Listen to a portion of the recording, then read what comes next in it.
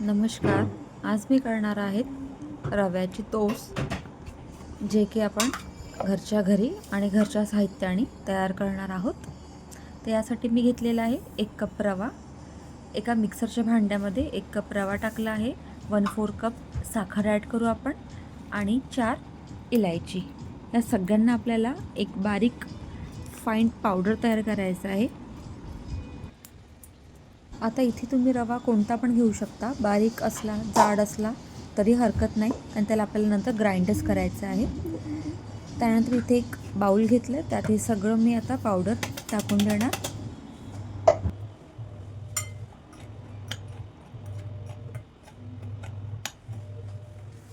आता आपण इथे 1 कप दूध टाकणार. हे सगळं व्यवस्थित मिक्स करून घेऊया आपण.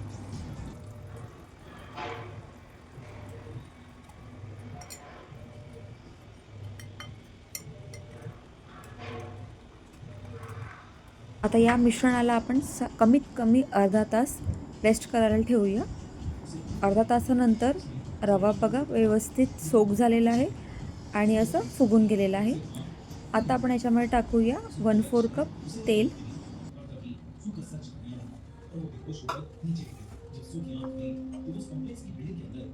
तेल आणि रवा व्यवस्थित एकत्र करून घ्या.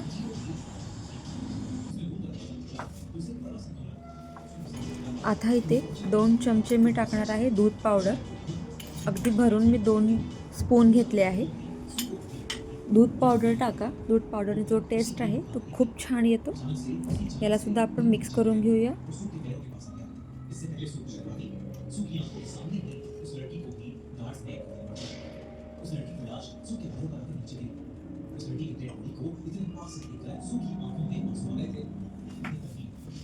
आता अगदी थोडंसं पिंच ऑफ या अगदी थोडंसं मीठ टाकूया. मीठ टाकलं तर इथे मी 1 स्पून घेणार बेकिंग पावडर आणि 1/4 स्पून इथे मी घेणार बेकिंग सोडा.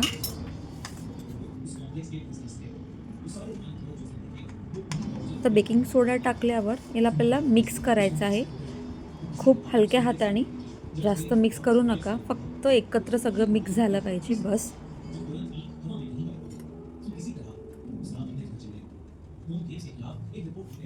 आता मी हे पहिलेच एका केक टिनला बटर पेपर लावून आणि त्याला सगळं तेल लावून ठेवलेलं, जेणेकरून आपल्याला हे जी प्रोसिजर आहे खूप फटाफट करायची आहे. थोडंसं टॅप करून घेऊया आपण. इथे मी ओव्हनमध्ये बनवणार आहे, तर ओव्हनला 180 डिग्रीवर मी साधारण 10 मिनटासाठी प्रीहीट केलेलं आहे पहिले. त्यानंतर आपण आपला मोल्ड यात ठेवू आणि आता 180 डिग्रीवरच साधारण याला 30 मिनटाकरता आपण होऊ देऊ.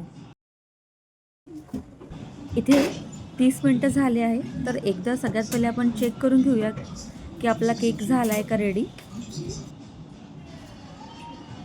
जर का तुमचा केक रेडी नाही झाला तर तुम्ही परत त्याला 10 मिनटासाठी ओव्हनमध्ये ठेवा आणि परत एकदा त्याला करून घ्या.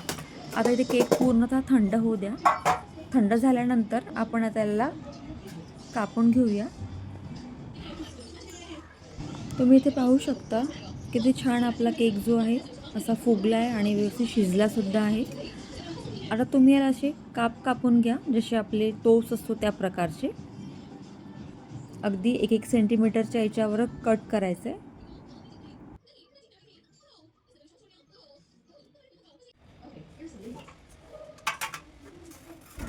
तुम्हाला आता इथे मी ओव्हनमध्ये आणि कढईमध्ये दोन्हीमध्ये बेक करून सांगते. इथे कढईला मी 10 मिनटासाठी प्रीहीट करून ठेवलेलं पहिलेच.